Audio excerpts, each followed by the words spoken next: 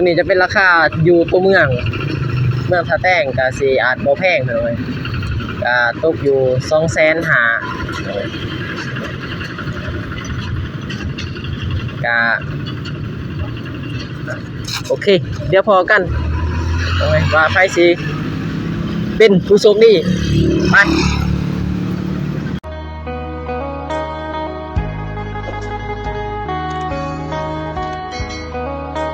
เป็นอย่างไรเปิดภาพม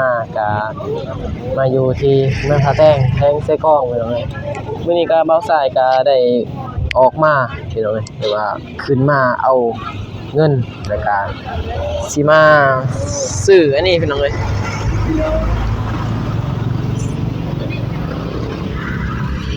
ซื้อพัดลมเป็นอย่างไรก็รอติดตามได้ว่าใครสิเป็นผู้โชคดีเป็นอย่างไรมาใส่ที่เขามาถามราคาพัดลมแน่นะครับตามไทยไลฟ์เป็นอย่างไรว่ามีทางอันนั้นผู้ใหญ่เป็นอย่างไรทางแดนฝากมาให้ซื้อพัดลมผู้ว่าไผสิได้พัดลมเลยผู้ว่าไผสิเป็นผู้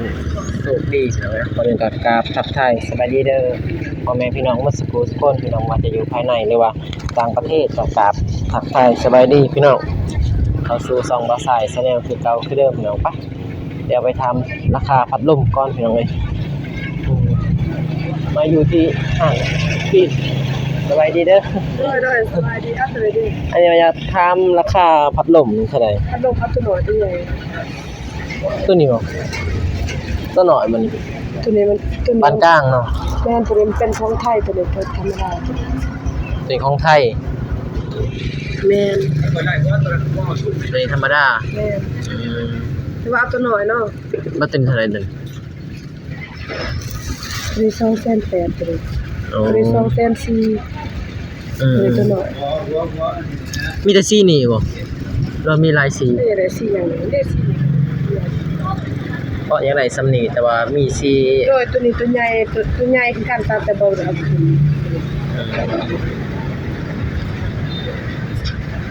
นี่เป็นตัวใหญ่คือกันตัวนี้ก็ตัวใหญ่แต่ว่าเฮาก็ลงมันเลยโอ้เนี่ยเป็นตัวใหญ่โอ้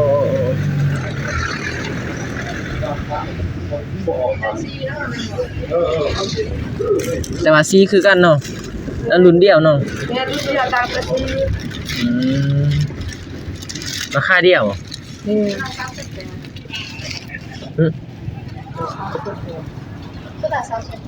ตัวนี้280,000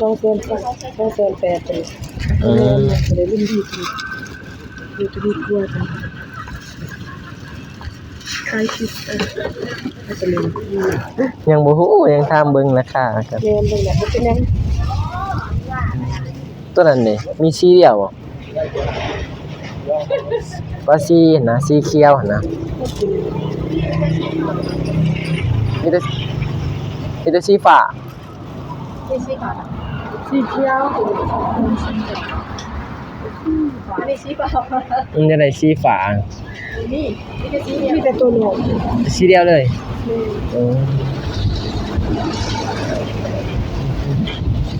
มีแต่สีเดียวอีกหน่อย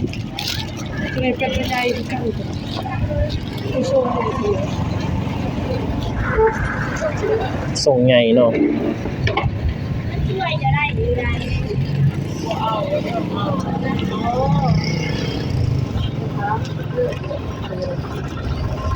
เขาตัวนี้บ่ยึดกันมั้ยเปิดคือว่าตัดขาดใหม่ขี้กะมาอยู่ห้านนี้มาทำราคาห้านนี้ห้านนั้นก็ได้อยู่แต่ว่าราคามันก็สูงเดี๋ยวสิมาทำห้านนี้เบิ่งอีกทีพุ่นเอาไว้ไป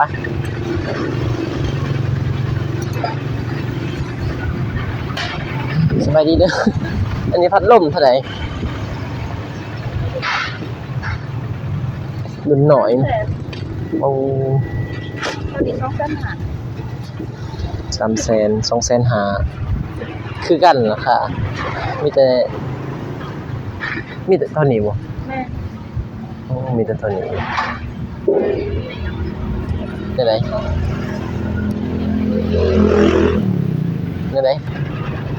ตัวนี้บ่มีสีเดียวนี่บ่ ไปเบิ่งซีเลยก็ได้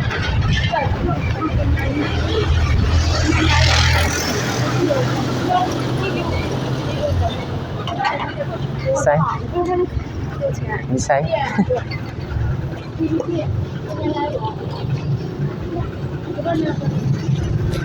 ไปพี่น้องไปหาเบิ่งซีใหม่ตัวนี้ก็สิค่าราคาต่ำแน่นึง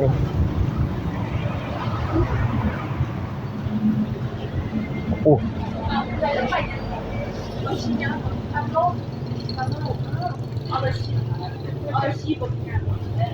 就是原来的3个颜色不一样。哦。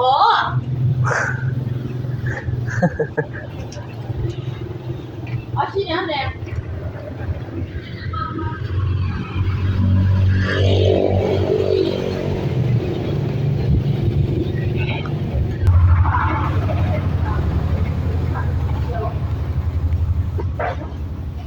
这个新发起票的，这个是。ที่ยังขนาดอะไรที่ดินบ่ นี่ว่าซีดิน นี่ก็ที่จะใช้อะไรอันนี้คือแถว ซีนี่แหละ ตัวนี้เป็นตัวหนอนหรือตัวไหน ตัวนี้ตัวน้อยตัวน้อยตัวใหญ่ตัวใหญ่ตัวนี้วะตัวนี้ราคาต่างไว้เลย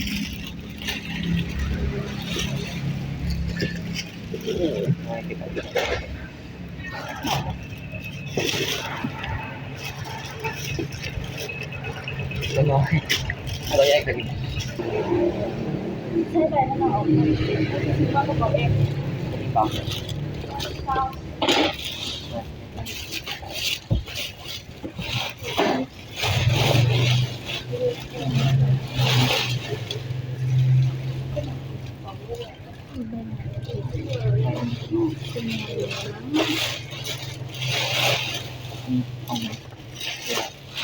ตัวน้อย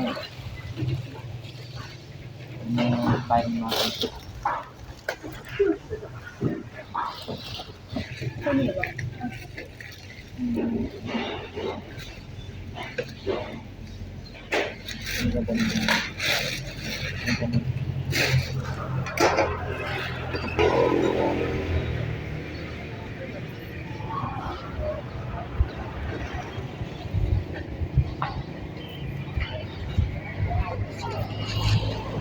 เบาเลย250,000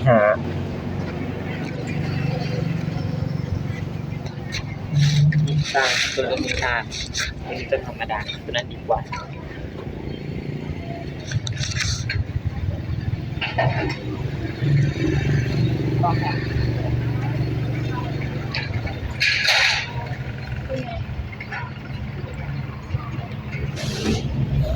250,000พี่น้องเอ้ย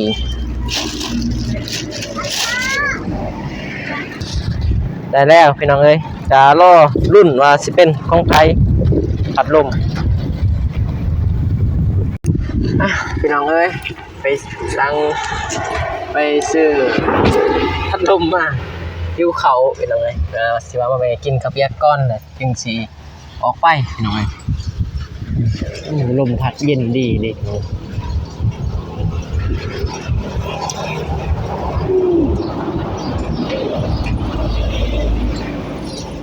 ลมแห้ง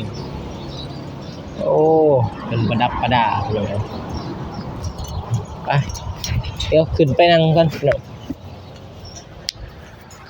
ขึ้นมานั่งรอทาไปสั่งเรียบร้อยแล้วสั่งข้าวเปียก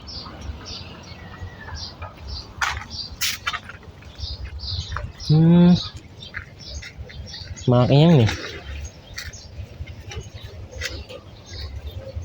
มายังว่าเขินมักอย่าไปมักตานกกปาล์มจะเข้าเฮ็ดอีหยังเนาะคือสิแม่นเฮ็ดน้ำหมอกน้ำมันนี่ตามเบิ่งเฮ็ดน้ำมันพืชมานั่งก่อนพี่น้องเอ้ยจะน้อยออกไปมานั่งกินข้าวเปียกหิวข้าวไปพี่น้องขึ้นมานั่งพัก โอ้เพิ่นเฮ็ดโต๊ะแบบนี้โต๊ะน้อยๆหนังพอดีเลยอืมรอทาข้าวเปียกหน่อยรอทาเพิ่นกำลังเฮ็ดเป็นงามโต๊ะนี่ผู้ดีนั่งกินข้าวมื้อใดที่เบาสายว่างสิลองเฮ็ดแล้วไปให้น้องบุษบาบ่เฮ็ดแล้วก็ไปให้น้องเพิ่นพอสายว่างไป ไปนั่งกินข้าวเพราะมันง่ายแน่เพิ่นว่ามีโต๊ะให้มันก็ตั้งกล้องแล้วก็นั่งกิน แต่ว่าถ่ายแต่ส่วนหลายถ่ายแต่กินข้าวกับน้องเพิ่นพี่น้องจนบางคอมเมนต์ก็เพิ่นว่าถ่ายแต่คลิปเก่า บางทีก็เพิ่นว่าไปถ่ายแต่ผู้เก่าพี่น้องเอ้ยก็ตอนนี้ก็เบาสายยังบ่ทันออกไปพี่น้องเอ้ยบ่ทันหรือว่าทันไปหากับทีมงานหรือว่าออกไปกับทีมงานพี่น้องเอ้ยตอนนี้เบาสายก็ยังรอเบิ่งพี่น้องเอ้ยทีมงานเพิ่นก็ไปทางนึงเบาสายก็ไปทางนึงว่ามื้อนี้ว่าสิขึ้นไปหาทางอ้ายเบาอนงแต่ว่ามีทางเพิ่นฝากเงินมาให้ไปซื้อพัดลมก็เลยไปซื้อพัดลมให้น้องเพิ่นพี่น้องทางผู้ใหญ่เพิ่นก็ว่าฝ้าวหรือว่า อยากให้ซื้อมื้อนี้เลยนะพี่น้องแต่บ่สายก็เลยว่าเสียสละไปซื้อมื้อนี้เลยซะพี่น้องซื้อไปให้ทางน้องเพิ่นจักบ่ฮู้ว่าน้องคนใดเด้พี่น้องตอนนี้ก็มีแต่ว่ารอเบิ่งในคลิปนี้ก่อนแล้วคลิปที่ว่าไปให้ก็รอเบิ่งคลิปที่2พี่น้องคลิปนี้ก็เป็นคลิปที่รอลุ้นผู้โชคดีพี่น้อง ว่าไปสิได้พี่น้องนั่นก็แชทมาอยู่พี่น้องว่าให้ไปซอยหรือว่าไปนั่นแหละไปทางเฮือนใหม่ของไอ้บ่าวนุ่งพี่น้องบ่อนที่ว่าห้องน้ำนั่นแหละเพราะว่าบ่ใส่ก็เบิ่งคลิปทางคลิปอ้ายก็ยังทันเขาไปซอยทางอ้ายเพิ่นพี่น้องเห็นอ้ายเพิ่นเฮ็ดอันนั้นตีโค้งสิปิดอันนั้นปิดปากที่ว่าปากอะไรเดี๋ยวครับบ่อยากเว้ามันก็สิเป็นอันนั้นปากอันนั้นแหละปาก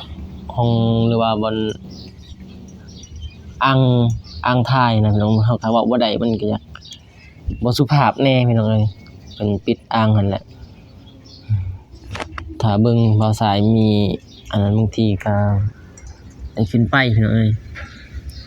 แต่ตอนนี้ก็คือหลังจากที่ว่าไปถ่ายผู้โชคดีแล้วก็สิเข้าไปหาตากับย่าอีกพี่น้องเพราะว่าสิไปปรึกษานี่แหละเรื่องที่ว่าพอเบาสายเขาไปถ่ายมื้อนั้นว่ามีโศกมีข่าวนะก็เลยว่าสิเข้าไปถามข่าวอีกเพราะว่าอยากอันนั้นนะพี่น้องอยากมางบอลที่ว่าคอกไก่มันบ่คือพี่น้องเพิ่นว่า FC ก็คอมเมนต์มาหลายพี่น้องว่ามันบ่คือที่ว่าบนคอกไก่เป็นว่าติดกับเฮือนพอคอกไก่เนี่ยถ้าปะในเฮือนมันก็อาจสิมีมัดมีให้พี่น้องมีส่วนหลายพี่น้อง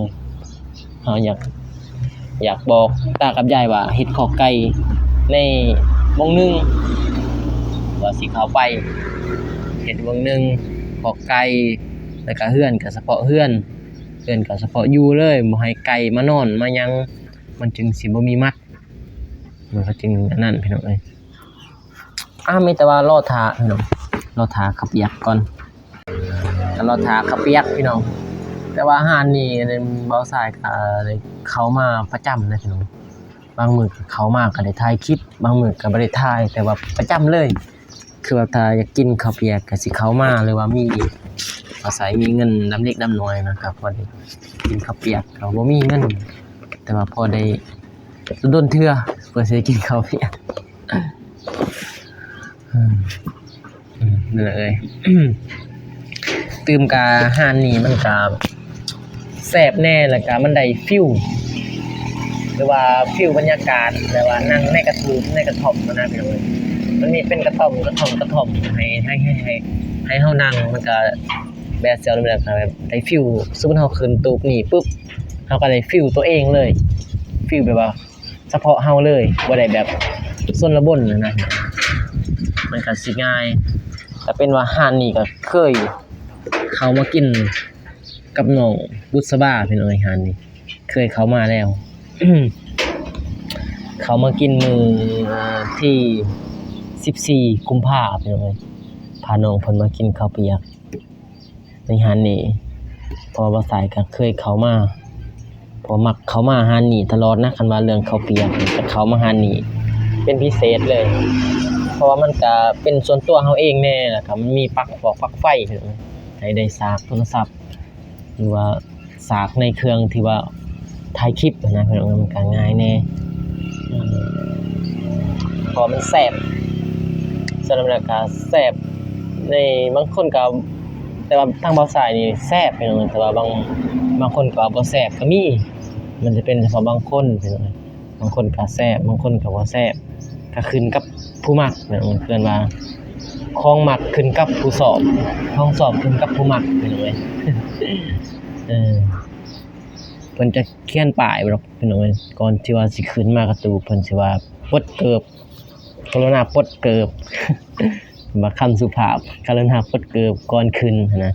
แล้วเพิ่นปูศาสตร์เด้พี่น้องปูศาสตร์ปูหยังรอไปตอนนี้เพิ่นก็ยังเฮ็ดอยู่หรือว่ายังทำมันเราทางขับเปียกพี่น้องหานเพิ่นก็สิติดแคมทางเลยแหละพี่น้องทางฉะนั้นแล้วทางขึ้นเมืองท่าแต้งพี่น้องแล้วก็ลงมาจะเป็นทางเมื่อบ้านเบาสายหรือเมื่อบ้านน้องบุษบาพี่น้องก็หานเพิ่นติดแคมทางหานเพิ่นจะตั้งอยู่หัวเซโดนพี่น้องคือว่าหัวเซโดนนี่เป็นว่าหัวน้ำเซคือน้ำเซที่ว่าน้ำใหญ่ที่สุดในขอบเขตนี่เลยนะพี่น้องขอบเขตที่ว่าเกินว่ายังว่าเป็นหัวมันเลยนะหมดนี้แต่งชื่อต่างเป็นว่าบ้านหัวเซโดนพี่น้อง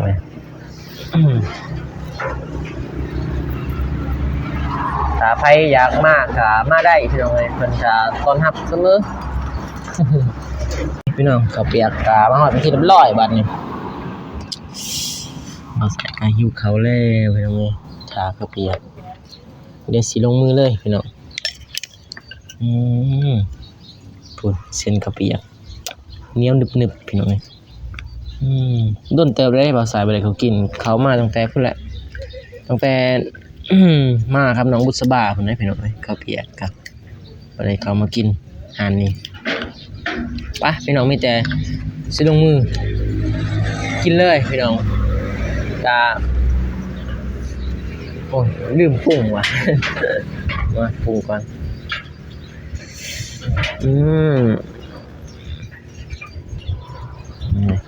ยังไง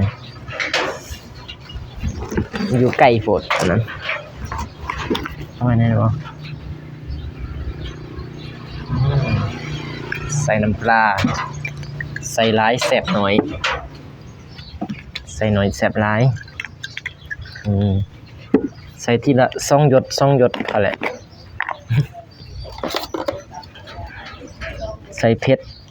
นิดนึงเพียงใส่บรายจะหน่อยเผ็ดแล้วก็ใส่น้ำตาลแต่ว่าข้าวเปียกนี่มันก็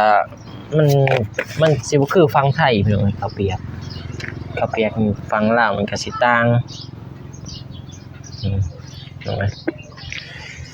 มาเดี๋ยวลองปรุงก่อนเดี๋ยวสิชิมก่อนพี่น้องหอมคุยคันผู้ใดที่ว่าตอนกำลังซีอิ๊วเขาก็ขอโทษขออภัยเด้อพี่น้องเด้อ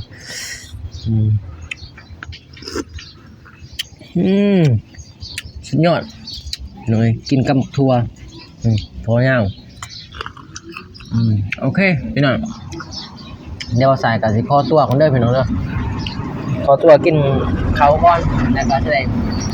ออกไปเดินทางเลยไปหาผู้โชคดีอัดลมมาถ่ายกันสิกินข้าวเปียกก่อนแล้วจะออกเดินทางเด้อพี่น้องเด้อครับได้กันขอให้พรผู้ใหญ่ใจบุญทุกท่านบ่ว่าจะอยู่ภายในหรือว่าต่างประเทศก็